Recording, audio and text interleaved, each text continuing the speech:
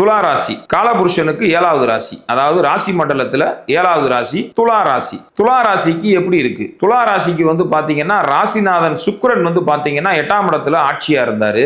இப்ப அவர் என்ன பண்ண போறாரு? நகண்டு 9ஆம் இடத்துல போய் குருவோட சேர போறாரு. 9ஆம் இடத்துல போய் குருவோட சேர்ந்தாலுமே ராசியை அந்த குரு பாக்குறாரு. ராசிநாதனோட சேர்ந்து ராசியை குரு பாக்குறதுனால ராசி சுபத்தன்மையா தான் இருக்கு. அதனால இந்த மாசம் வந்து அதி அற்புதமாக தெய்வாதீனமாக துலா ராசிக்காரவங்களுக்கு நல்ல பலன்கள் கண்டிப்பா இருக்கும். 3ஆம் இடத்தை குருவும் சுக்கிரனும் சேர்ந்து பார்க்கறதுனால அந்த சமூக ஊடகங்கள்னு சொல்லக்கூடிய அந்த யூடியூப், ஃபேஸ்புக், ட்விட்டர், அப்புறம் பாத்தீங்கன்னா இந்த இன்ஸ்டாகிராம், இந்த மாதிரி சமூக வலைதளங்கள்ல வந்து ஒரு பிசினஸ் பண்றவங்க, ஐடி செக்டார்ல இருக்கவங்க, இவங்களுக்கெல்லாம் வந்து பாத்தீங்கன்னா துலா ராசிக்காரவங்களுக்கு அருமையான அற்புதமான சூப்பர் பலன்கள் கிடைக்க போகுது இந்த மாசம். சரிங்களா?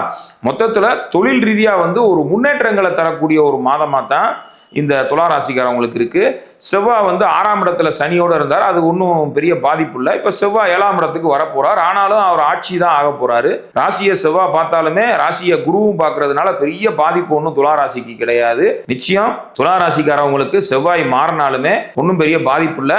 கேந்திரத்துல பாவ கிரகம் இருக்கலாம். 4, 7, 10 போன்ற கேந்திரங்கள்ல வந்து பாவ கிரகங்களான சனி செவ்வாய் போன்ற பாவிகள் இருக்கிறதுனால பெரிய பாதிப்பு ஒன்றும் இல்லை. ஆனாலும் செவ்வாய் 7ஆம் இடத்துக்கு வர்றதுனால ராசிக்கு 7ஆம் அதிபதி பலம் பெறுறதுனால ராசியை செவ்வாய் பார்க்கறதுனால இந்த ராசிக்கு மரகாதிபதிங்கிறதுனால வீட்டுக்குள்ள மட்டும் சின்ன சின்ன சச்சரவுகள் இருக்கும் துலா ராசிக்காரவங்களுக்கு. அதை மட்டும் கொஞ்சம் அனுசரிச்சுக்குங்க. ஜாதக தசா புத்தி சாதகமா இருந்துச்சுன்னா துலா ராசிக்காரவங்க அற்புதமான பலன்களை இந்த மாசம் அனுபவிக்க போறாங்க. அதுல எந்த டவுட்டும் இல்லை. துலா ராசிக்காரவங்க வழிபட வேண்டிய தெய்வம்னு பார்த்தீங்கன்னா காளியம்மனை வழிபாடு செய்வது நல்லது. ஏன்னா துலா ராசியில சுவாதி நட்சத்திரம் இருக்கு. நரசிம்மர், காளி போன்ற தெய்வங்களை, பெண் தெய்வங்கள்ல உக்கிரமான தெய்வமான காளி, வாராகி, இப்படி தெய்வங்களை வந்து வெள்ளிக்கிழமை, செவ்வாய்க்கிழமை, ராகு காலத்துல நெய்விளக்கு ஏற்றி வழிபடுவது நல்லது. சுவாதி நட்சத்திரம் வர்ற நாள்ல வந்து பாத்தீங்கன்னா யோக நரசிம்மரை தரிசனம் செய்வது காலச்சிறப்பு. சனிக்கிழமை பெருமாள் கோயில் சென்று பெருமாள், மகாலட்சுமி, ஆண்டாள், யோக நரசிம்மர், லட்சுமி நரசிம்மர் போன்ற தெய்வங்களை வழிபாடு செய்வது துலா ராசிக்கு ஏற்றது.